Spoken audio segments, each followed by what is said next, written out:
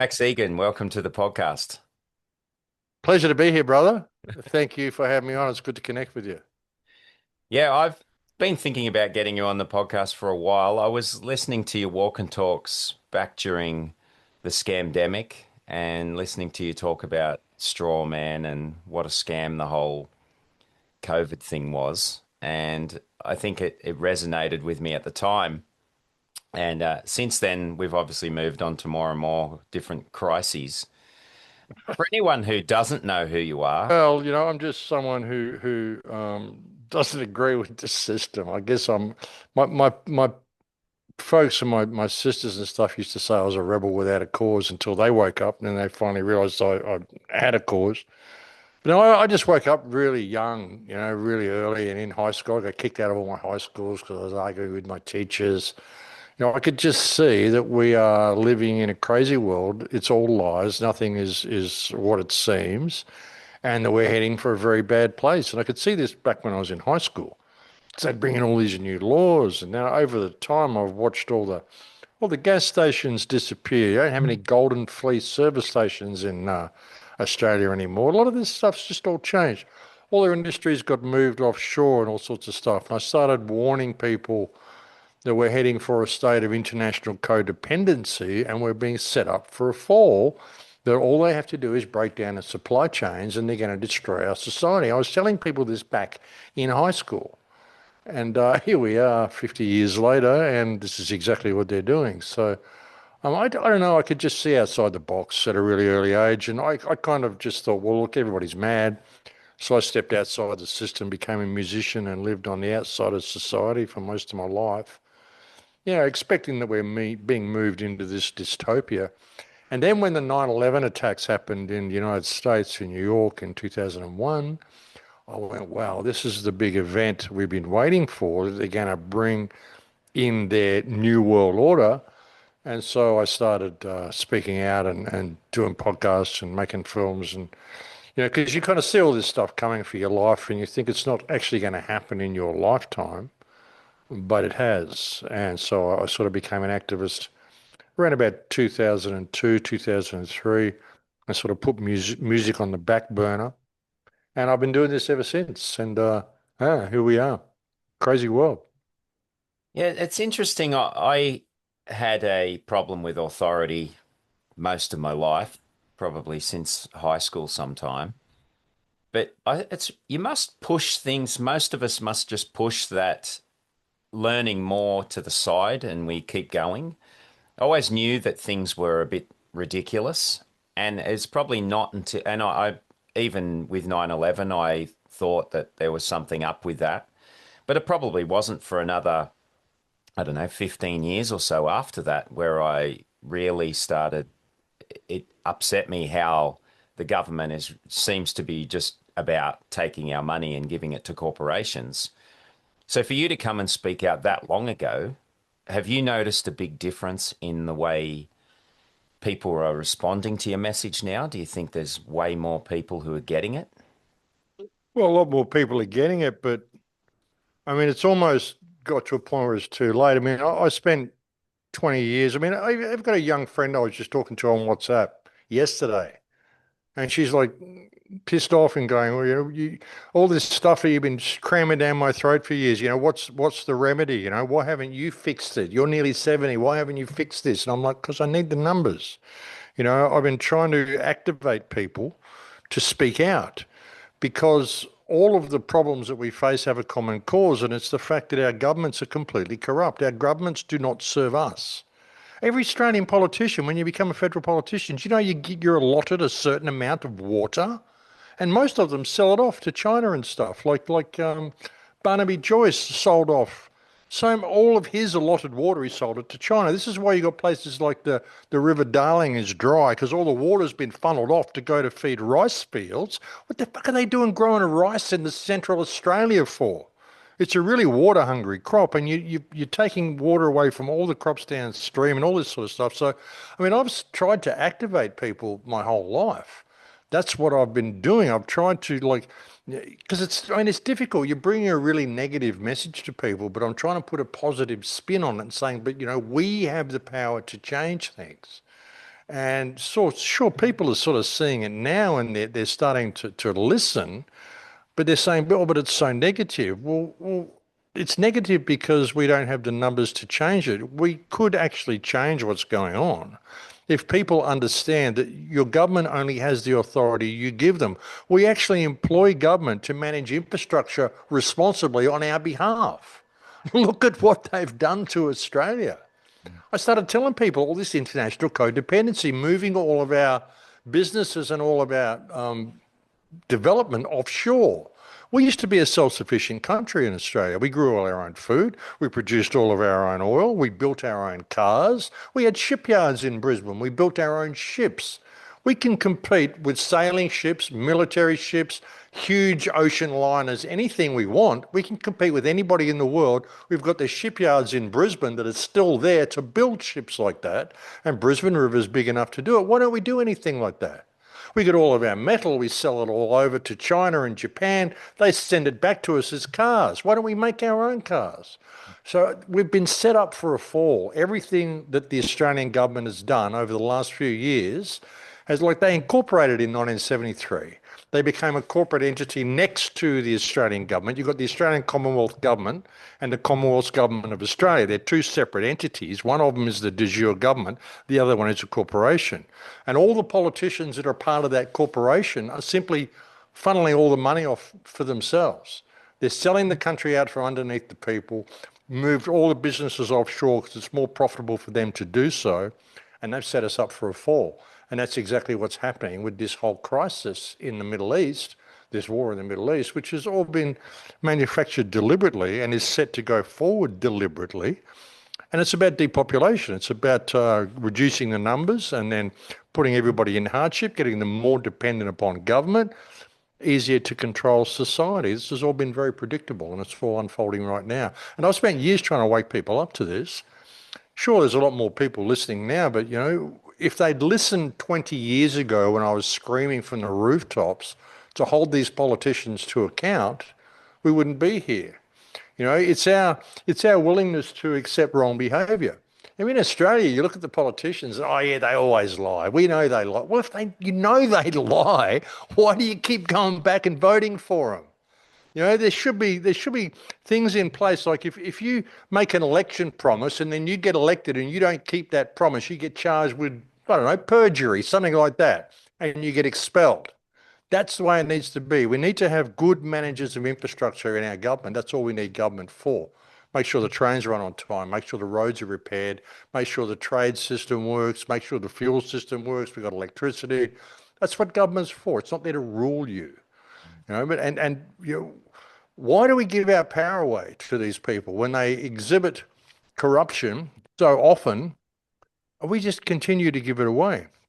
We go to marches and stuff. I mean, it's great been seeing some of the rallies and stuff through COVID, but I've said to people, you don't even really need to go to a rally. You don't need to go and put yourself in harm's way. Just disconnect from the system, refuse to comply with wrong behavior. If you refuse to comply with wrong behavior, well, everything's going to change. But we step outside our moral compass every day in order to comply with legislation that we know is wrong. We don't ever question that legislation. Well, I always question it, and that's what I've done my whole life, which is kind of why I had to leave in 2021. I just got this intuitive feeling that I needed to leave, and I delayed it for a couple of weeks, but then I just went, nah, that's it, I'm gone. So I left, and then the police actually came looking for me a couple of weeks later. They went to my sister's place and said, "We need to find your brother. He's been threatening to kill police officers," which is completely wrong, completely untrue. They spent like 6 months looking for me. Even went to my ex-wife's house, and then a few months after that, we saw a couple of cops shot allegedly in North Queensland by that family, the Trains. I think they were going to probably set me up for something like that. I don't know, but I've been a very, very outspoken voice in Australia for a long time. I had a lot of connections, and I figure if they could have set me up as a right-wing extremist, they could have taken down all my contacts as well. And, they could have taken down most of the Australian resistance had they got hold of me. So, and it's interesting, I was having these intuitive feelings that I should leave, and I didn't know they were looking for me or anything. And then 10 days after I left, they came for me. Then they shut down all my bank accounts and all sorts of shit. So, yeah. It's been an interesting journey. And yeah, I mean, it's great people are waking up and people are questioning it now, but they still don't know what the solution is. And the solution is them. You got to understand, you don't owe allegiance to these people. They've abdicated any privilege they ever had to govern. It's not a right, it's a privilege. And they've lied to us on all counts. Everything they've done, even the Howard government, babies overboard. Why the fuck is anyone electing these people again after all the lies they've told? COVID, what they did in COVID, there was no virus. It was all bullshit.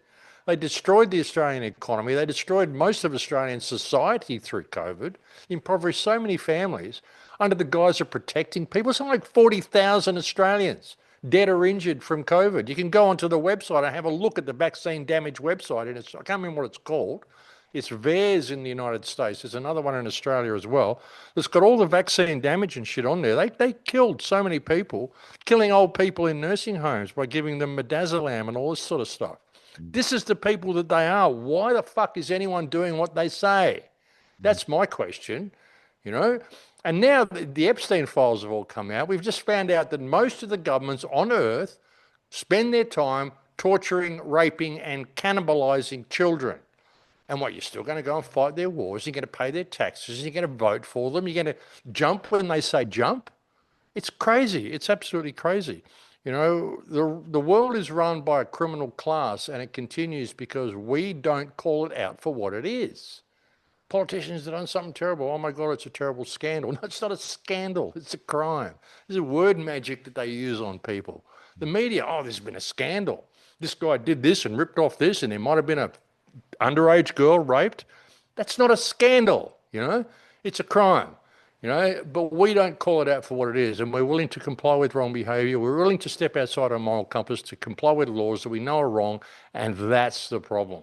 So I see all this happening as a huge opportunity. It's all been laid bare now. You can see how corrupt they are. So the question is, what are people going to do about it? You know, refuse to comply, support your own communities. Fuck the politicians. Forget their shit. I mean, these are the guys, even if they come to you with a new law, legislation, you've got to do this, got to bring in your CBDC or scan a QR code. What, the baby eaters want me to do this, do they? The guys, the pedophiles who eat children have got a new law they would like me to comply with, have they? And you're here representing the baby eaters, are you, Sergeant Officer, whatever your name is? Question, are you doing anything about the baby eaters themselves? Because I think complying with the wishes of baby eaters is not the right thing to do. Have you thought about this, sir? You know, that's the way we've got to start approaching things, brother. I'd like to see a little bit of that from the Australian people. That would be good. Well, I could probably just post your little bit there and just forget about the podcast forever because that is exactly how I feel. And I feel your frustration, and I've only been at it for a quarter of the time that you have. I've been doing this since I was 17 years old, brother. I was telling people this in high school where we're going. All of this international codependency, we're being set up for a fall. All of our society are truckatarians. Everyone's lost their life skills. They all live off the food trucks. All they've got to do is shut down the supply chain. And look what's happening in the Middle East. They've shut down the supply chain. Australia's going to be out of fuel in a couple of weeks. The government themselves have taken out all of our oil refineries. We had something like 20 oil refineries, 10 or 20 oil refineries in Australia. They reduced that down to two. Then there was just a fire at the Vivas refinery in Geelong the other day. And I've seen reports saying that that fire is not nearly as bad as what we're actually being presented. I saw a post on X yesterday. Someone posted, they said, hey, I live in Geelong. Here's a photograph. The fire's already out. It's not burning. And even the part where they processed the oil wasn't actually badly damaged. Most of the flames you saw were coming from a warehouse behind it where they took the photograph. So this has all been contrived to so they can go to their next step of locking people, create shortages and stuff like COVID 2.0, you know. And all this has been set up. We've been set up for a fall. I mean, Australia doesn't produce enough of its own food now. What food we do produce, we export. But, you know, how are you going to do that now with no fuel? And even with what's going on in the Middle East, I mean, it was absolutely stupid to go in there and do it. It was so stupid what Trump did to go in and bomb Iran and knowing that they're going to shut down the Straits of Hormuz. It's so incredibly, profoundly stupid that there can't be anybody that stupid to have just done this. It's got to be planned because it checks every single box of every single thing not to do if you want to keep the world economy flowing. They did it in this whole thing. They wiped out all of the US bases. They're attacking all the oil fields. They went in there and bombed Iran's energy infrastructure. So, of course, Iran responds by bombing Middle Eastern energy infrastructure. So there's no oil being produced, any of this sort of stuff. Then as soon as things start to flow again, like Trump's realized that he's been set up, as much as he's in the big club and he's in the Epstein files and all that sort of stuff, there's actually a bigger club above the big club that wants to depopulate most of the earth. And this is going to cause the United States to lose the petrodollar and all sorts of stuff. So he realizes how badly he's been set up. So he's trying to organize these talks to get this Strait of Hormuz open again. And Israel's going, no, we don't care about your truce. So they continue bombing Lebanon. So, of course, Iran closes the strait, makes sure it's closed. So this is all about depopulation. It's about breaking down the supply chain, breaking down the fuel, because everything runs off fuel, oil. I mean, even if you've got coal-fired power stations in Australia, well, you've got to get the coal to the power station. And if you've got no oil to put in the truck, then you're not going to get it there. Albanese just went over to Malaysia and somewhere else, like 2 or 3 places he went to trying to get oil. And he managed to secure 100 million litres of oil, which is 1 day worth of oil for Australia. Okay, he spent like 3 days and probably however much on jets and shit flying around trying to get this. Even if they open the Straits of Hormuz now and oil starts to flow again, it's going to be 2 months before it gets to Australia, and you've got probably 2 weeks worth of fuel left. So what happens between now and then? It's like heading into Mad Max world. It really is. And this has all been done deliberately by these politicians. And like I said, I mean, if you understand what Israel is, and Israel is an abomination. Israel is waging war against the entire world, and most of the world doesn't even know it.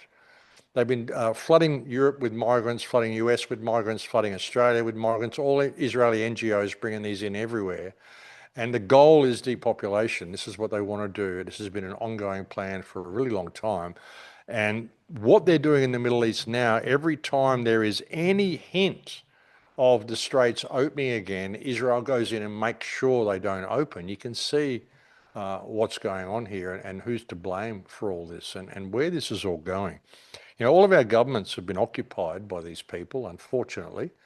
And especially the government of the United States. It's a completely occupied country.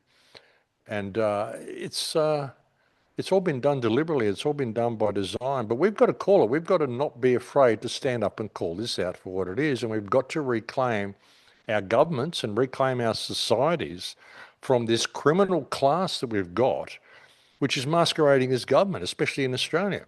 It's a corporate entity. It's not even the real de jure government. You never made any contract with these people. You owe them no allegiance. You owe them no respect. They're liars. They're criminals. They didn't even tell you that they'd incorporated the government. There has been a valid law enacted in Australia since 1973, since the government was incorporated.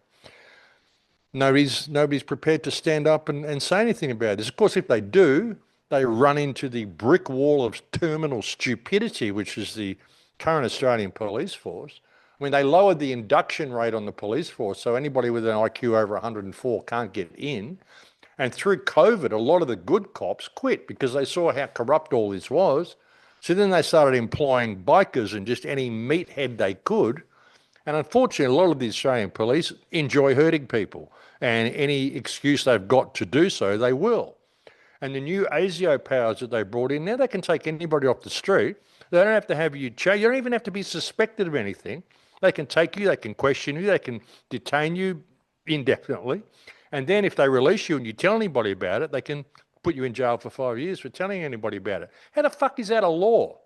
How the fuck is that a law? Some baby eater wrote down that these guys clad in black Kevlar can pull anybody off the street and brutalise them and torture them and incarcerate them and deprive them of their liberty and beat the shit out of them and put them back out on the street and say, don't ever talk about it or I'll put you in jail. And you're calling this a law and you're pretending you're a fucking politician? Albanese, go fuck yourself. You are a disgrace. Any politician that is supporting this shit should be ashamed of themselves. Honestly, any politician who's still supporting the state of Israel, this genocide that it's done in Gaza, that it's doing in Lebanon. For God's sake, people, wake up. Yeah, look, it's I have these frustrating conversations, and I can feel your frustration because I don't have the TV on here at all, and then I'll be at work or somewhere, and there's a TV on, and the politicians are there talking shit about what they're doing. Like you said, Albo does this fly around to get 1 day's worth of oil when they're the ones who shut down all the refineries in the country anyway. They I saw them talking about they'll be able to increase the infrastructure for electric cars. And you can see if you're awake to this stuff that that's exactly what they want because then they can turn people's cars off when they progress this agenda. But It costs more money to run an electric car, costs more power, costs more coal to run an electric car. It produces something like 18 times the amount of pollution for one electric car as what you do for one petrol vehicle. Forget the electric cars. You're walking around in a bomb. These lithium batteries are giving you cancer, radiation, and yeah, they can turn you off. They can geofence you anytime they want. No, fuck their electric cars, fuck their surveillance, fuck their biometrics, fuck them. They're criminals. They kill, rape, and eat children. They killed 40,000 Australians through COVID with their fake vaccine. They're liars, they're criminals. Why the fuck would you do anything they say? They're not even a de jure government. No law that the Australian government has enacted since 1973 is valid under their own law. So why are the Australians doing this? You need to take your country back. I left. I started calling the place Apathralia because I've been screaming from the rooftops for 20 years to wake up to what your government is doing.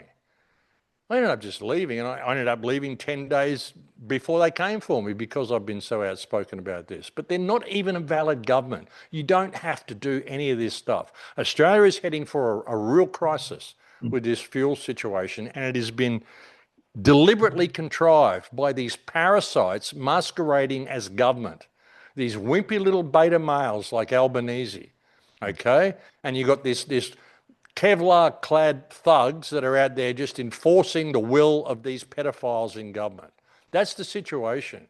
The Australian people have got to stand up for themselves. You've got to stand up and start supporting your community and realizing that all of the hardships that are happening, don't turn to the government and say, please help us. No, they did it. They did it deliberately. You've got to start helping yourselves. Start taking precautions. Start building ties in your community. I've been saying this for years. Get prepared for what's coming. And understand that your government is not going to save you in this. Your government has done this deliberately. And you need to hold them to account. If you're going to save the country at all, you need to hold them to account and call them out for what they're doing. They go around flying around trying to get 1 day's worth of fuel because they want to, make it look like they're actually doing something. They've just licked the butt all the way. They've signed this, they've signed that, they've turned their backs, they've made agreements, they've dealt with all the wrong people, and they know they have because they're all part of the big club. They just didn't realize that there's actually a bigger club above that, and that's going to hang them all out to dry. But we're heading for an incredibly dangerous situation. We really are. There's no way to sugarcoat this. Australia could actually end up in a Mad Max type scenario. If there's no fuel, then you end up with no electricity. You end up with no food in the supermarkets. What do you do from that point? What do you do from that point? And what, are you going to turn to the government and say, please help us? No, the government are the ones who did this, and it's been done deliberately. If it isn't being done deliberately, how was I able to predict all this in a film back in 2010? This is what was going to happen. How was I able to predict that your relationship with the internet was going to change in 2025? AI was going to come online. All that stuff I was saying back in 2010. If this isn't deliberate, you know? yeah, well, I guess, from the people's point of view, the media is probably one of the reasons because people still believe, but my team is not the corrupt ones. My team are the good guys, whatever that is, whatever side that is. And then Yeah, you've Channel seen 7 how or they Channel 9 or whatever. or ABC. So yeah, Yeah. people are watching their program, and that media is kind of giving them a side that it makes it look like Albo came from a housing commission. He's like me. He's a poor person. He somehow made it to prime minister, which that just doesn't happen. He, If he he's really a was such billionaire. a person, yeah.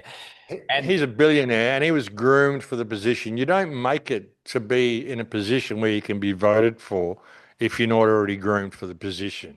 Now you try to get to be prime minister, or me try to get to be prime minister. See how far we get. Mm. No, of course not. The media, the whole thing, it's all one apparatus, and it's all run by the same people. Mm. And then you look at people like I don't know much about his story, but the Desi Freeman so apparently he shot some police, and then there's this manhunt that goes on for months, and then they just shoot him. So it just seems strange that it doesn't end in a case where there's a court case and all this evidence comes out.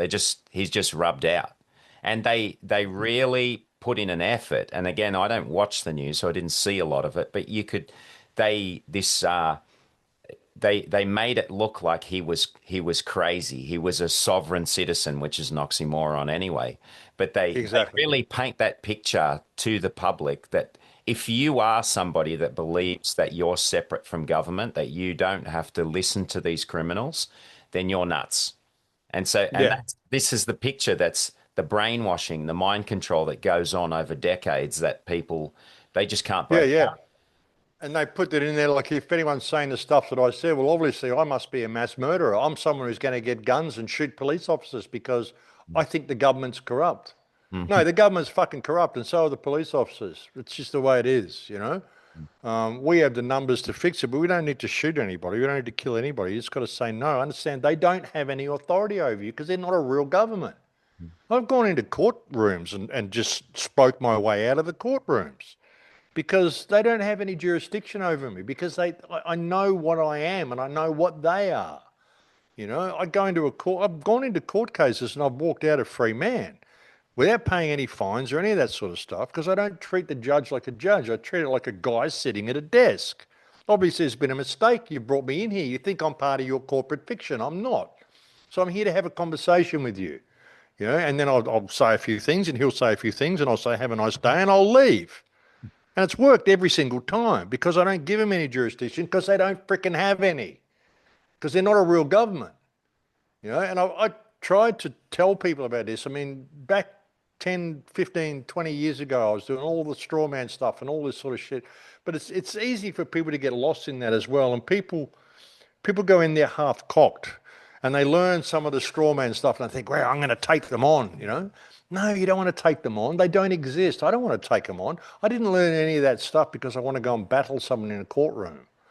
It's all fiction. I don't have to deal with any of it unless it comes from me. Then I'll deal with it then if I need to, you know. But I don't approach the whole thing like you've got to do all this sort of stuff to show that you're sovereign. I walk in there sovereign, and if I'm not, show me how. You're making the claim that I'm not sovereign. How? Show me how you have any jurisdiction over me. They can't. They don't. And I walk out again. But I don't go in there and shoot. I've got all these forms and I've got all this stuff to show you that I'm sovereign. That's me making a claim. No, I'm not making a claim. I'm just going in there. My name's Max. What's the judge's name? Peter. Okay, Peter, I'm here to have a conversation with you. If you're claiming you have any jurisdiction over me, can you show me proof of claim, please? Because there's no injured party. There's no crime been committed. Can you show me how any of this actually means anything? And if it's to do with the legal name, well, we know what that's all about. The legal name's simply an instrument that I use to operate in your corporate world. It's not something that I am. I can't be a name. I can't be Max Egan because Max Egan is something that you write down or it's a sound you make with your mouth. I'm neither of those things. Okay, it's a calling I answer to. Sure, we can talk about that. If you want the name, well, the name's here in my pocket. You can take it and put it in jail if you need to, but I'm not the name. So, you know, I've done that sort of stuff. And are you going to represent yourself in court? No, I don't need to represent myself. I am myself. What am I going to represent myself as something else? I mean, people don't know the language that they speak. They don't know how this works. And to me, it's all a fiction. The whole thing is a fiction. The matrix is people's belief that the system is real. And when you've got a system that isn't even a real government, like in Australia, it's just a corporation masquerading as government, and they're all criminals, they're selling your water off, they're doing all this sort of shit, they're doing all this stuff to you because they wrote it down on pieces of paper. And that means that you have to do it. How the fuck does that work? I wrote down on a piece of paper that if you don't let me extort money from you, then this guy here is going to grab you and put you in a cage. And it's all law because I wrote it down on paper here. Mm. How the fuck does that work? Isn't a law there to prevent crime. Crime, like laws are there to prevent crimes. And crimes are when someone's injured, put in hardship. There's a crime committed. Well, I'm being put in hardship by all this shit you're writing on paper. So who's the criminal here? Where's the crime that's been committed? It's you guys that are committing the crime. You get in and talk to them like this, but don't try it with a police officer because they're stupid. Cop comes here, he goes, "Yes, sir, no, sir, 3 bags full, sir. Get out of his company as quickly as possible because he's a brain dead thug who wants to hurt you. Otherwise, he wouldn't be walking around in black Kevlar with deadly weapons all over him. You know, get out of the, don't try to prove anything with a police officer on the side of the road. But if you've got to go to court, talk to the person in the courtroom, the judge, who's just a man just like you. He has no special authority or anything. You go in there and you think he does, and you call him your honor and all sorts of shit. He's obviously, for a start, he's not honorable. He's working for a corrupt system run by baby eaters. There's no honor in that. So don't call him your honor. Go in there, you realize that you're speaking with another man, another person. You know, it's that whole thing. I mean, I don't know what it will take to wake people up, but like I said, it's gotten to a point now that it's almost too late. I mean, it's great that they're waking up, but you've got to understand you're in a state of clear and present danger. There are very, very hard times coming, most especially in Australia because it's so isolated. And you need to make preparations for that. You need to make sure that you and your community and the people around you, you're set for this.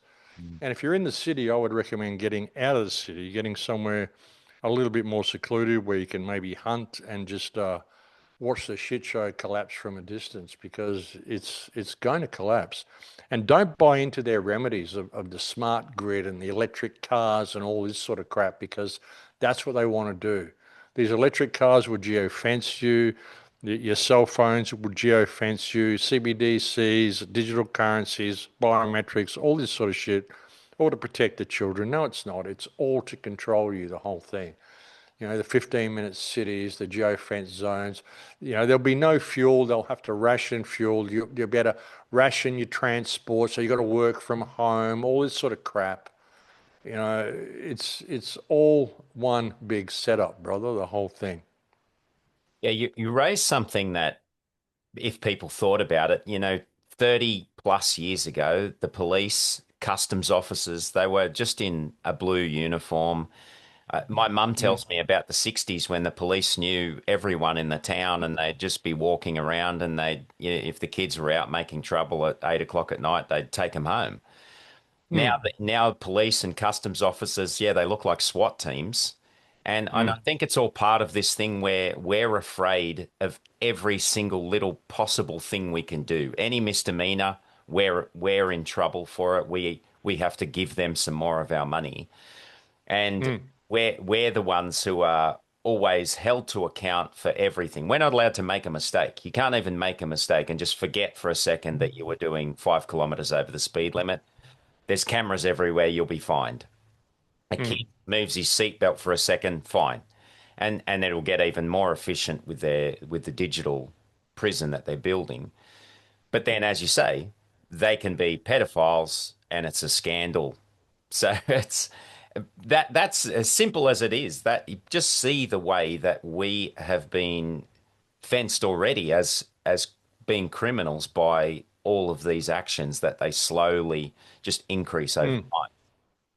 Yeah, and it's understanding that um, they've reversed their roles. They're making you think that you're subservient to them. Well, they go in and swear to be public servants, okay? They're subservient to us. We employ these people to manage infrastructure in a responsible manner. All they've done is commit crimes against us and enact new laws and legislations to milk money from us. Even the fact that it's a corporate entity. How my sister got out of voting is very revealing in itself because Australia is one of the most resource rich countries on earth, and it's a corporation and it's being mined. It's compulsory to vote in Australia. Like I've never voted. I never registered on the electoral roll. I've never voted. But if you don't vote, they'll send you a fine. Australia is a corporation registered on the Securities and Indexes Exchange in Washington, D.C. You can look it up. The Commonwealth Government of Australia or the Australian Commonwealth Government, whichever one it is. Look it up. You've got an official corporate number for it. So it's a corporation. According to corporate law, only shareholders of the corporation are able to vote in the corporation. You're electing the new CEO for the corporation. If it's compulsory for you to vote in Australia, that means you're a shareholder in the company. So my sister wrote to the Australian government, said, take me off the electoral roll. And they said, no, we can't. It's compulsory. She said, okay. And this was all registered mail. And so she said, okay, well, if it's compulsory, since Australia is a corporation, here is the corporate number. If it's compulsory, that means I am a shareholder in the company. So if you don't have my bank account details, can you tell me where I can forward my bank account details and when can I expect my first payment of dividends from the company? And by the way, because I've been a shareholder since I was 18 and wasn't aware of it, I would like back payment from when I was 18 years old, my dividends of the shares of the company, please. And they took her off the electoral roll. They didn't respond to it, but they took her straight off the electoral roll. So that's the thing. So Australia's a corporation. Its basic role is mining the company. You're expected to get dividends from that. The reason the politicians are paid 200,000 a year and stuff, like the Australian Prime Minister is one of the highest paid politicians in the world. I think he gets more money than most of the politicians in Europe. The reason is because they're mining the whole company and they're getting the dividends from the company to the politicians. That's where all their money comes from. That's why they're all billionaires. Why are all the politicians billionaires? And everyone in the street can't even afford to pay for housing. They want to put my nephew's rent up in this little two-bedroom shitbox he lives in Mermaid Beach. It's like a 40 or 50-year-old house. They want to put his rent up to $1,200 a week, for God's sake. And yet the politicians are just raking in all this money. Politicians are given their share of water when they become a federal politician and they sell it off to foreign countries because it's all about resource mining and resource control. That's why the politicians are so rich. So you're basically living in a mine and you are mining the country as basically slave labor. They're giving you a little pittance for this, giving you just enough money to be able to pay to be alive while they're raking in all the benefits. And we employ these people to manage infrastructure for us. They're robbing the country blind. And we have to call that out. It's like, oh, we're accusing you of robbing the country blind. Exhibit A, Australia, look what you've done over the last 50 years. If you're not robbing us, show us how. Open the books and show us how you're not robbing the country. Show us how you've become so wealthy while you've been a politician when the rest of us have become so poor, because this is not what we employ you to do. And if you're saying we don't employ you, then why do you say you're public servants? Why did Scott Morrison, when he became Prime Minister, his acceptance speech, he swore allegiance to Her Majesty, Queen Elizabeth, Her Majesty, manager, majesty, okay? It wasn't a slip of the tongue. How can he be sworn in as a Prime Minister when he didn't pronounce Her Majesty correctly? Because there is no Her Majesty, it's Her Majesty. Her Majesty, the Queen of Australia. There is no Queen of Australia. There is no Majesty. Go and have a listen to, go see if you can find Scott Morrison's acceptance speech and have a listen to what he says. I swear allegiance to Her Majesty, the Queen of Australia. It's a Wow. scam. The whole thing is a scam. Mm. Time we called it out, brother. You owe these people no allegiance. They are criminals. They're robbing the country blind, and now they're leaving you all to die. That was always their plan. Mm. Yeah, I always have this conversation with my mother, and I'll say to her, "But what's gotten better? You know, they paid 49,000 for their house. My dad was probably earning $20,000 a year at the time. Now a crap house is over $1 million, and even if people are earning 100,000, it's still 10 to 15 times their annual wage. People can't afford rent. Seven, as you said, $800 for a tiny little room in a house. Food's three times what it was 5 years ago. There's nothing that they've improved. We don't manufacture anything. We're talking, we're having arguments about what's a woman. and you see the bureaucrats in question time or whatever it is, and they can't answer the question. And you brought Mate, up about these beta males. Is that also part of this, where it's they're if they weaken they've weakened the family? I've heard you talk about that. They're weakening the men. Who's going to stand up to this? And exactly. before it's That's a question I've been asking for so long. Where's all the men? And because with the movies and shit, you think you got to look like Captain America or Arnold Schwarzenegger, or you're not a man. No, you just got to be in integrity and be willing to step up and step up to the plate and protect your family. Like 150 years ago, we would have tarred and feathered these people and run them out of town months ago. These people would be gone. You know, and now you're not allowed to do it. You don't want to be an alpha male, a toxic male aggression. No, we need a little bit of toxic male aggression. Thank you very much. You know, we do. It's desperate situations, brother. Desperate situations. But it's all been done by design, the programming. And I really feel for the people of Australia. I mean, my son's there, my sister's there. I've told my son, anytime you want to get out, come to Mexico, let me know. But let me know quick, because you're not going to have jet fuel soon.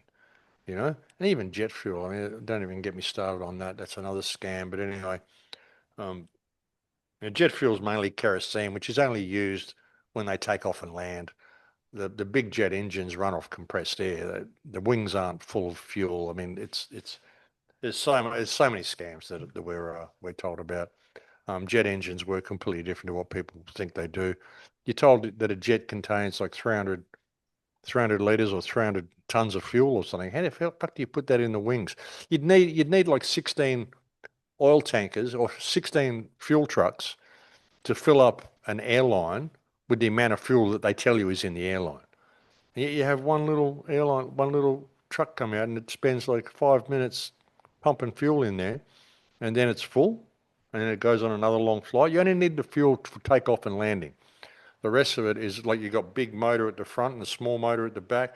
It compresses the air and shoots it out the back. So once they're going, it's they don't even take any fuel for long distance flights. So the excise thing, you can't fly overseas now. There's an $800 surcharge on jet fuel. It's such a scam. Everything they tell you is such a scam, brother. Mm. Yeah, I have heard that, and that's fascinating about when you look at the calculations to what these planes would actually need, and that Oh, every it's impossible. It's impossible. You look at an aircraft. You look at it. You can't even walk on the wing. You'll dent it, and it can't fly. And all the hydraulics of the wheels goes up into the wing. And the jet engines, they're at the front of the wing. If it was actually burning fuel and sending hot flames out the back, you'd be melting your wing. You couldn't have a fuel tank with hot flames going onto it on an aluminium. It's ridiculous. It compresses the air. Once you get it going, it's a turbine. It brings the air in, it compresses it, and then shoots it out the back, and that's what drives the plane. It doesn't take any fuel while it's flying. It doesn't take any fuel at all. It just takes fuel to set the turbine going, and it takes fuel to be able to control it once you've landed, so you can throttle it down and stuff. That's all. That's all they need the fuel for, and it's basically just kerosene. It's not even heavy fuel. and we in relation to the same topic, but in relation to cars and vehicles. If they actually cared and these people were doing this job, every person who's invented a car that runs on water or a super efficient diesel car, Oh yeah. I've heard that they can get 100 miles to a gallon or something in a diesel car. All those people end up dropping dead or being bought out by a big oil company, and the technology just. Funny how that works, isn't it? Funny how that works. And also, oil's abiotic. It's not. There's no shortage. There's no oil wells ever run dry. Oil is one of the most. It's as abundant as water. It's produced in the earth, and it just comes up all the time. It should be the cheapest fuel on earth, and you can run oil based cars, petrol based cars that are non-pollutive anyway. All of this has been done by design. Everything has been done by design to lead us into this situation where we believe we've got climate catastrophes and we've got wars, we've got fuel shortages, we've got all this sort of stuff. Oh my God, the sun's going to kill us. We need to spray toxins in the sky to save you from yourself. Humans are killing everything. There isn't even 8 billion people on Earth. There's only about 3 billion people on Earth. I did all the math recently. It's not possible for there to be 8 billion people on Earth. And again, with the people with small hats who say there's only 15 million of them on Earth. No, there was 15 million of them, 15,700,000 of them on Earth in 1948. There's around about 100 million of them now. They're everywhere. And they're depopulating. They're waging a war against most of humanity, and they're depopulating the world, and nobody notices, and nobody knows what's going on because they control the media. And this is a big event this is going to be a mass depopulation event that they have set up now with this whole war in Iran. And like I was saying earlier, I mean, Iran's been sending waves and waves of missiles over to Israel. Why is anything in Tel Aviv still standing? How is anything still going on? I mean, are they really trying to wage a war against Israel, or are they just waging a war against the world's energy infrastructure? Because that seems to be what's happening more than anything. Yeah, this is something I wanted to talk to you about because, as you said, there's this everything is a lie, and history is a lie agreed upon, I suppose. So we don't even know what's real. I had Guy Anderson on the podcast not long ago talking about Tartaria, and you talk about that. I think he actually said he got onto the topic because he was listening to you. And the problem now is with AI and technology, and then even the corruption of the alternate media. We know the mainstream media is corrupt. How do we know what's real? And as you just said, I think what I've struggled with this latest thing that's happening in the Middle East is the people that own all the resources. I can't see that they would use because they own a lot of the weapons industry as well, that they're using their own weapons to blow up their own resources. The first thing I thought was something else is going on. Like, are they pretending to blow it up and then just stockpiling it for themselves? Yeah, yeah. I wonder. I think they're blowing up. I think they're blowing up the resources. They're stopping world trade. But I mean, the shift over to even oil-based power, it's not the way things used to be. Like you were saying earlier, we've got cars that run on water. They're cars that can run on electricity, like proper electricity, free electricity, like Tesla type electricity, not the stuff that they produce, these lithium batteries and all this sort of crap. So yeah, I mean, they don't care. And money, money is there to create scarcity. The people who run the world don't care about money. They care about control. They've got unlimited money. They print money, like the Rothschilds and stuff. They print money out of thin air. They've got an unlimited supply of money. Money's only there because they've convinced people in the world that you need to pay to be alive. You need to give me paper so you can access the abundance of the earth around you. You can't just go out and do it. You've got to have government guidelines, and you can't just go out and create a self-sufficient place somewhere. Money's there. They don't care about money. They don't do any of this because they want money. They want control. And the most valuable resource on earth really is attention and perception. You get people's attention, and then you control their perception of what they believe is real, and then you can get them to do anything you want. And that's what it's about. They want control of this whole earth for themselves. That's the plan. So, But I wonder if also the confusion is part of the play. I just spoke. oh yeah, they want you confused. They want you. This is why the conspiracy movement's there as well. This is something I said in my very first film. The best way to conceal a real conspiracy is to create a conspiracy culture around it, whereby everything becomes a conspiracy. And then if information is leaked of the real conspiracy, you embellish it to the point that it becomes unbelievable. Like if I'm telling you that, okay, there's this Jewish mafia controlling the world, then you'll leak out that the head of that Jewish mafia married an alien and they had a furry baby or whatever. Like so people will throw the information, they'll throw the baby out with the bathwater. You don't ever try to deny a leak of information. You embellish it to the point that it becomes completely far-fetched. And so people won't believe the original story. That's what they do. And I said that the easiest way to conceal this is why even when JFK was assassinated, John F. Kennedy, the CIA created the term conspiracy theory.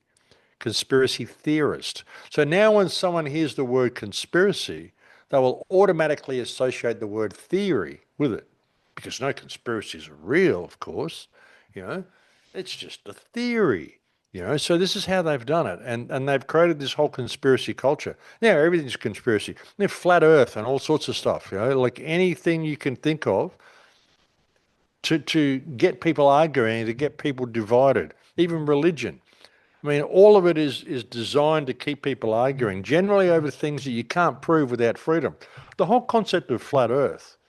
I mean, honestly, no one knows what the Earth is unless you've walked around it yourself. All you know is what the books have told you and what the TV's told you.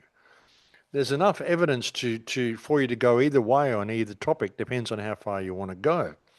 It's the perfect circular argument that will get people in heated debate whereby they will never unite. But the only reason the question exists as to what shape the Earth is because people don't have the freedom to go and find out. If they would establish freedom, they could go and find out and the question will be solved. But rather than that, they'll argue over whether it's round or whether it's flat. And that animosity and division that is created through that argument is the very thing that presents the unity that they need to go and establish freedom from ever happening. So the whole thing cancels itself out. So they get people arguing over it's the Jews, it's the Jesuits, it's the Freemasons, it's the Illuminati, it's the Vatican, it's Rome, it's whatever. All of which are all part of the same mechanism. But people will get this whole thing like they're fixated. It's Rome, or it's the Jews, or it's Freemasons, or it's this. And that's it. That's their tunnel vision. And then they argue with everybody else. They've all got a little piece of the picture. The only reason the argument even exists is because you're not free. So stop arguing about it and let's realize that the world is run by criminals. Let's deal with them. And then what the truth is will become self-evident. That's why I say belief is the enemy of knowledge. Don't believe anything. There's so many things out there for you to believe. And if you want to, you can go down that rabbit hole and you can feel free to believe any of them. But once you believe something, then everything else, all the other information that comes in is going to be molded by that belief that you have. So I don't believe anything. I'm open to it all. What I want to do is establish the freedom to put all the questions down, because the only reason the questions are even there is because we're not free. We're not ever given the truth about everything, anything at all, even your schooling system. We don't find out the truth about anything. I mean, I spent most of my school years arguing with my teachers because they were just bullshitting to me, and I knew it. I ended up with my own desk outside the principal's office for my final 6 months of high school. So that was in grade 10. Like I'm in my third year of high school, and I just went, what the fuck am I doing here? So halfway through my final year exams, I just walked out, became a musician, and went and educated myself, So yeah, that's the problem we face, brother. I mean, we've been molded and we've been mind fucked in so many ways that it's no wonder that we find ourselves in the position that we're in. And something that I also said in my first film is one of the most important things that's happened to us over the last 100 years is a loss of life skills. Nobody knows how to look after themselves or do anything anymore. And we're being set up for a fall. And that's the most important thing you can do is get back in touch with your life skills. Learn how to be able to just put everything down, walk into the forest with a rope and a knife and maybe some fishing tackle. And you know how to build a tent, you know how to hunt, you know how to fish. You can walk into the forest and you can survive because that's what you're going to need to be able to do. That's what I've been recommending to people for the last 20 years. Yeah. Do you think that, this, as we mentioned before, this gender fluidity stuff, and then the whole Artemis, going to the moon again, apparently. Oh, Do you I think didn't even watch it, eh? it's it's so funny that when you see the videos and people are pointing out the flaws in the videos and their speeches at the end, and it's quite comical. But do you think it's just introduced into the mainstream to just it's a distraction? Just forget about don't worry about learning how to build things or grow your own food. Watch this. Watch the Yeah, circle. yeah. Yeah, look over here. I mean, and it's apparently the photo they showed of the Earth is the same photo from 1969. The clouds, patterns, and everything. It's all the same. Like I forgot. Like I heard that there was a moon mission, And then I just completely forgot about it for like 4 or 5 days until it was over. That's how much interest it holds for me. Like it's just such a fraud. It's just another theatrical production, another Hollywood show. They never went to the moon originally. They never did any of that shit. I don't believe any of the stuff they tell me. So I didn't even pay attention to Artemis. It's interesting. There's a film that came out a couple of years ago called Fly Me to the Moon with Scarlett Johansson. I remember watching it. It was about how they faked the moon landing. And the name of the project, because they said, oh, we need to create a backup. And it was basically the story of the moon landing. Like, we need to create a backup. But they said that there actually was a moon landing in the film, but they ended up showing the backup film anyway, because it was better produced than the actual moon footage, blah, blah, blah. But it was about basically a film about how they faked the moon landing. And the name of the project in the film was Project Artemis. Interesting, you know? Yeah, it's well, that's the thing with once you start seeing this stuff, you can, because I'm the same. I didn't watch it or anything. I've just seen snippets of it later on, and then it's Like it was such a non-event to me that it didn't even enter my mind until someone told me, "Oh wow, they interviewed the," and I go, "Oh shit, that's right. There was a moon mission. Are they back already?" It was just so meaningless to me, because everything they do is meaningless, and it's all just this big distraction from everything anyway. You can't believe anything they tell you. And it's, I guess it's, it's similar because the moon mission, if you look at the Cold War, it was this whole, faking that Russia was the evil red enemy and they were going to destroy the Earth with nuclear weapons. And at the same time, they were fighting to get to the moon first. And, America won that fight. And it's just a big clown show to keep people happy to hand over more and more of their money to NASA or their taxes to defend their country. And Hmm. and that's the thing now that they're using they're protecting us from evil Iran's nuclear weapons. And are they even real? Well, it's the same thing that they said in 1990s. It's the same thing. 2 weeks away from a nuclear weapon. I can find no evidence that nuclear weapons actually even exist. Um, Nagasaki, Hiroshima. We're told that nuclear weapons have got a half-life of 4.8 billion years or something, like radiation. How come Nagasaki and Hiroshima are thriving, bustling civilizations now? Shouldn't it still be radioactive and everyone there should be dying of thyroid cancer and stuff?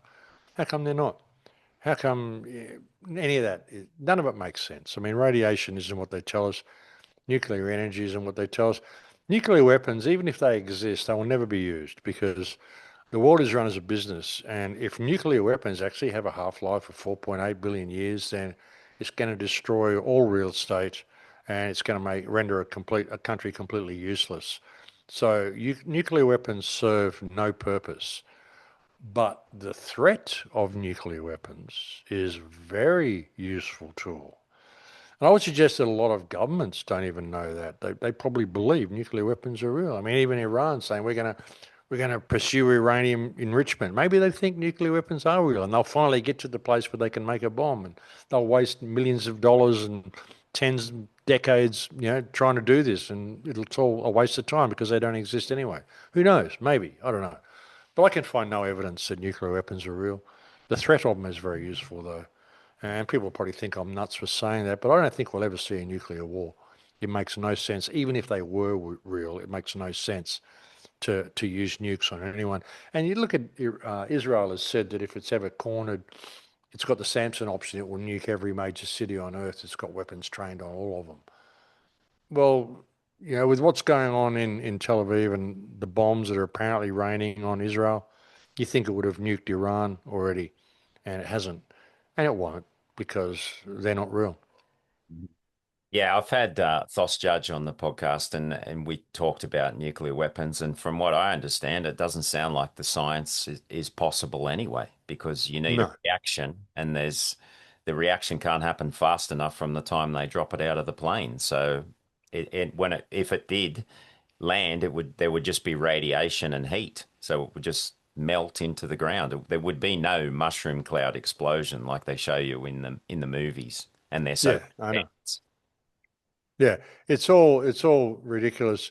I would suggest when they did the nuclear weapons, I mean that's how they say that it's the equivalent of 10 megatons of TNT or whatever.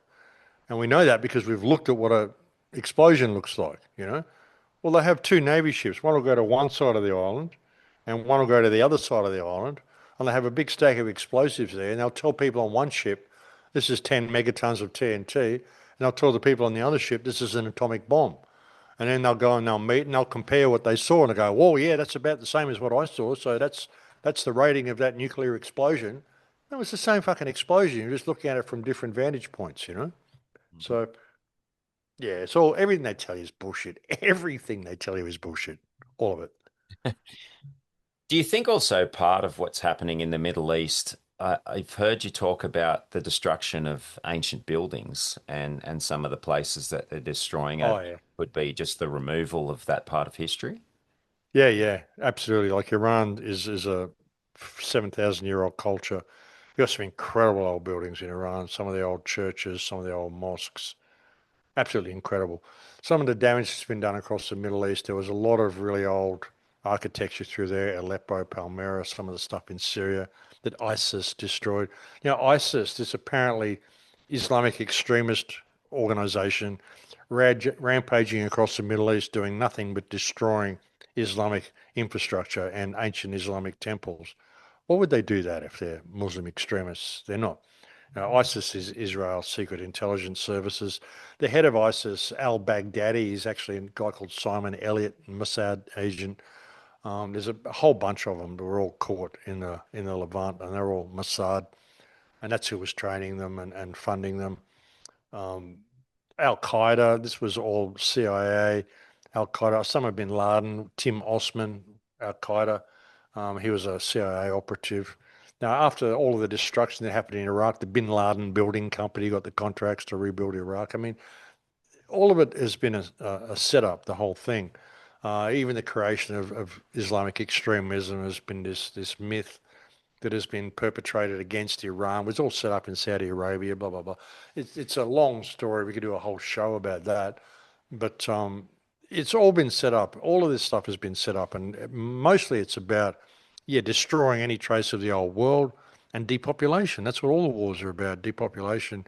And, yeah, that's why they carpet bombed Dresden in World War II, carpet bombed London. That's why they had all the big fires across Europe, 1890s and 1900s. You know, the big fire of San Francisco, fire of Chicago, fires all over the place, burning the old world, destroying the old world, and they're still doing it with these wars under the pretext of war. And they don't bomb any of the places you think they would bomb. They bomb all the ancient buildings and all the schools and universities, and you know, destroy all the infrastructure. That's what it's all about. In Iran, the first thing they did when they went into Iran or Iraq was loot the museum in Iraq, the Baghdad Museum. So, what's that all about? You know? My next question would be then, so they put Israel right in the middle of all these Middle Eastern countries, and then apparently they all hate each other. So Hmm.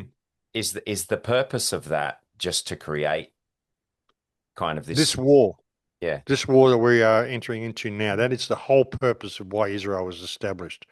The people that are running Israel don't give a shit about Israel. They don't give a shit about the Jews. They don't give a shit about the land. They're not even from there. The whole story has been concocted. These aren't the biblical Israelites or any of that sort of stuff. The whole thing was concocted to start the war of East against West. But they had to put Israel there, then they had to cook up this whole spectre of Islamic extremism and all this sort of stuff to get it happening. They want the Christians and the Muslims to kill each other off, so the world will be left for them. That's the plan. That's always been the plan. They talk about it in all their books. It's in their Talmud, and lots of rabbis talk about it. You know, it's a great thing that all these migrants are going into Europe, and it's a great thing that the Christians and the Muslims are fighting each other, and blah blah blah. Because they cannot ever allow the Christians and the Muslims to unite, because if they do, they will see the common enemy, which is these fake Israelites, this Judaic class, who I would suspect are not even fully human. I've even gone down the rabbit hole considering that this is actually the ancient war of the Neanderthals against Homo sapien, and I mean, some of these Jewish people, they look pretty fucking weird, you know. They look like Neanderthals, and they have no empathy whatsoever. You can't do what these people do to the children in Gaza if you're a human being. You know, Israel has the largest trafficker of human organs on earth. They have the largest skin bank on earth. Like skin is the largest organ in your body. And organs, if they're going to be harvested from people, they've got to be harvested from live donors. You can't take a kidney out of a dead person and give it to someone. It won't work. It's got to be taken from a live body. And your skin is an organ. Does that have to be taken from a live body as well? Are they skinning these people alive? I mean, why has Israel got the largest skin bank on earth? The amount of children that have been shot in the head, shot in the neck, they're having contests, they're having days. They go out and they shoot all the kids in the neck that day. They shoot all the kids in the head the next day, shoot them all in the heart the next day. These are kids, 4 or 5 years old kids. There's a 9-year-old girl sitting at a table with her family. She got hit in the head by a sniper while she was having dinner with her family. Who does that? Who does that? You can't be a human being and commit these type of crimes. There was an 80, no, 94-year-old piano player in Gaza, loved by everybody, old woman. They came along and they shot her in the leg and then wouldn't let anybody come and pick her up, left her to die on the ground, bleed out. Took 3 hours for her to bleed out.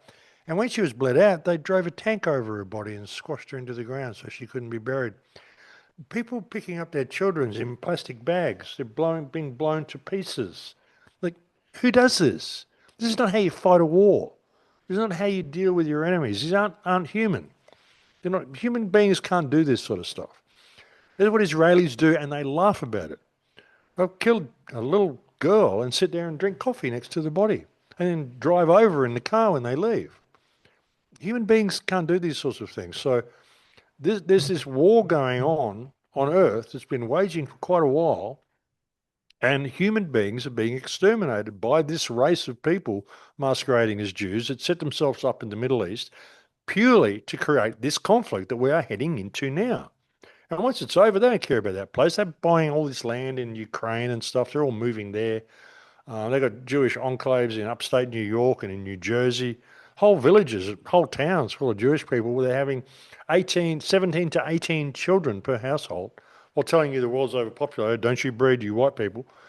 But yeah, this is what's going on. There's this whole hidden war going on behind the scenes. And they don't give a shit about Israel. They're populating everywhere else. They're running a muck in Australia. There's thousands of them. There's like I said, there's these two Jewish enclaves in New York, in New Jersey. There's one down in Florida as well. They're buying up massive amounts of land in Ukraine. They bought 40 Greek islands. They're buying up land in Patagonia in Argentina. This is what's going on, and nobody knows it's happening. Mm. Do you think that was part of the whole Holocaust narrative was to create this image of, they're the persecuted ones, and then Well, yeah, the untouchable ones. Never again, never again. You can't tell us we're defending ourselves. These people threatened to kill us. They did that before. 6 million of us died in the Holocaust. We'll never allow anyone to threaten us again. So if you threaten us, we're going to go and annihilate your entire country. And we have the moral right to do so. Yeah, of course. It's all complete bullshit. Absolute bullshit. The real Holocaust was 66 million Christians killed by Bolshevik Jews in Russia in between like about 1880 and 1925. And the real Holocaust of World War II was around Wiesenlager, where 11 million Germans were left to die of starvation in camps after the war. Men, women, children just put there. There was no 6 million Jews killed in World War II in any death camps. I've been to the camps. They're not death camps. Auschwitz had a swimming pool. It had brothels. It had a sports field. I mean, none of the stories I told you is true. There was no Jewish Holocaust in World War II. The real Holocaust was 11 million Germans who got killed in World War II in Eisenhower's death camps after the war and the bombing of Dresden. yeah, well, yeah, Dresden is the was it Churchill said that he wanted to burn the refugees that were going there. So he Mm, just said that, and that's why they firebombed the place. And mm. then the other thing that you mentioned, it was they were just left to starve in the cold, and that's not in the they don't really Not talk. in the history books, no. Rhine Wiesenlager, the Rhine Valley camps. It's still illegal to farm in the Rhine Valley in Germany because if you put a plough to the soil, you're going to be digging up human bones. 11 million people died in the Rhine Valley. Estimates between 1.5 and 11 million. 1.5 according to official historians. So I put that in there. Hey, estimates of 1.5 to 11 million. Some people say as many as 12 million. But they just left them there and they died of exposure. They didn't give them water, they didn't give them food. There was a ditch down the middle of the field where you could shit in, and that was it. They didn't give them anything. They just left them there to rot. And they should have all gone home. The war was over. They should have just been let go home, but they didn't. And the rapes, the German women who were raped, any woman between 8 and 80 raped to death, sometimes nailed to doors and raped by 30, 40 guys in a day. It was absolutely horrendous. The real crime of World War II was what happened to the German people for daring to stand up against the banking system. That's what it was all about. And the whole Holocaust narrative is complete and utter bullshit that has given the Jews a get out of jail free card for all of the crimes that they commit. And it needs to be called out in no uncertain terms. There was no Jewish Holocaust in World War II. I find it interesting that you say, even if you do believe their side of the story and there was 6 million Jews died, and then compare that to 11 million, or just recently with the scamdemic, Denny Rancor thinks that there was up to 17 million people die from the injection. Those things are never compared. You are an anti-Semite if you just question this one race, or they're not even a race, as I've heard you speak. Yeah. Imagine being so evil and so disgusting and so sneaky that you would have to create a word such as anti-Semite, and you would have to have governments pass laws to stop people criticizing your actions. That's all I really want to say about that. What about anti-Goyism? You know, it's an incredible. The Talmud, this Jewish faith, is an anti-life, toxic, racist, supremacist ideology, and adherents to that faith are the main perpetrators of war and problems and all the stuff that we're facing in the world today, enslaving people to debt through usury. It all comes from these same people. They have designed a system which exalts themselves at the expense of everybody else and eventually leads to the death of everybody else because they do not consider anybody but themselves to be worthy of being alive. That's the way it is. And if you are going to be alive, you will be a slave to them. And you should be honored to be one of their slaves. That's their ideology. And they've infiltrated all of our governments and our monetary systems all over the world. And when you understand that, then you understand why the world is in the state that it's in. And the only way to stop it is to identify this problem. And don't be afraid to call it out. Call it out and deal with it. Don't comply with it. Because I believe in countries like the UK and Europe, you can be jailed for suggesting that the Holocaust didn't happen. And you have, sorry, go ahead. No, yeah, yeah, you can. I don't know if it's in England, but you can a lot of places in Europe, 10 years jail. I mean, even for saying what I just said, this show goes live on the internet. I go to Holland or Germany and I'm recognized. And oh, I saw that thing that you said on the internet when you're in Mexico. Well, it doesn't matter if I said it. Now I'm in Germany. They can grab me and put me in jail for 10 years for what I just said on your show. You know? It's like, it's like a doctor who says that vaccines are dangerous and they get silenced or they lose their license.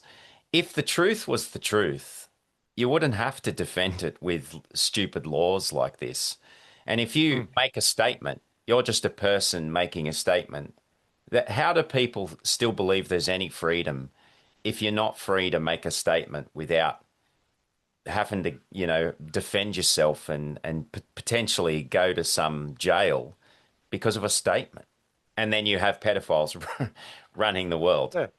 Well, you're not allowed to have an opinion anymore. You're not, the only opinions you're allowed to have are government approved opinions. And you can't say anything like the Holocaust isn't real because you might cause someone to be angry with Jews, then a Jew might get hurt, and it would be your problem. It would be your fault that you inspired someone to violence by daring to claim that the Holocaust wasn't real. I mean, it's ridiculous.